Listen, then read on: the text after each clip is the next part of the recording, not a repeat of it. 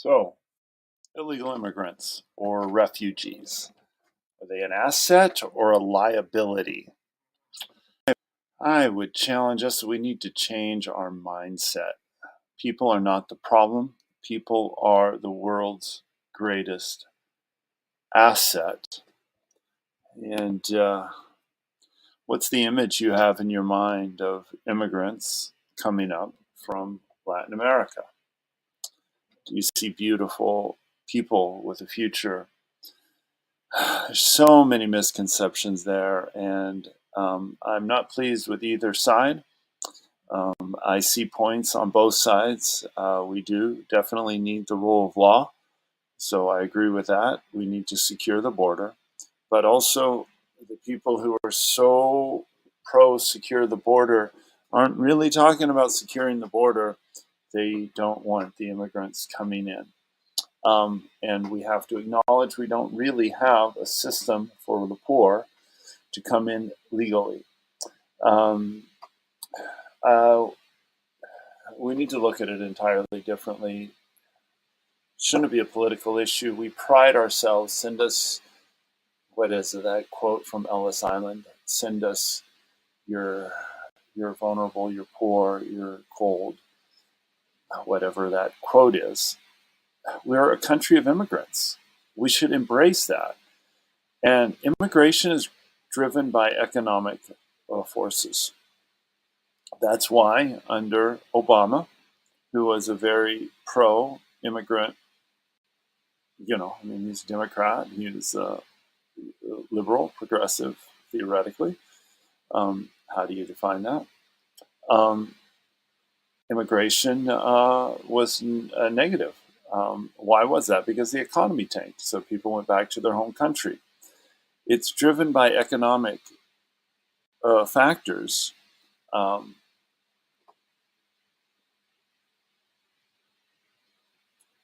And we need to not be afraid of it.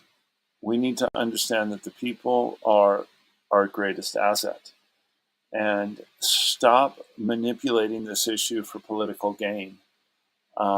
We need workers. We need the workforce. Our countries that people are the greatest asset. The biggest problem humanity is facing, all of the globe, different countries more than others.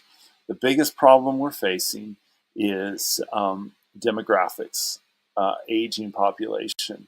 We could be experiencing population collapse. Some countries are experiencing that. They're going to be in very, very deep problems. Every country, this is a factor of industrialization. People have moved to population centers, cities, and they have less kids. We need the people. Let's welcome them and let's build the systems and realize they're going to make us stronger. Yes, we need the rule of law. Yes, we do not want the criminal element. But we have to take ownership of that. We're going to have a very, very difficult time dealing with the cartels as long as we have such a strong demand for narcotics, for illegal drugs in the US. And as long as smuggling is profitable, we're going to have to deal with that. So let's make it less profitable for them. Let's eliminate human trafficking, and let's stop being so, I don't want to call it racist because it's not really racist, but it is prejudice because we have a certain idea about a problem that's not connected with the reality of the problem.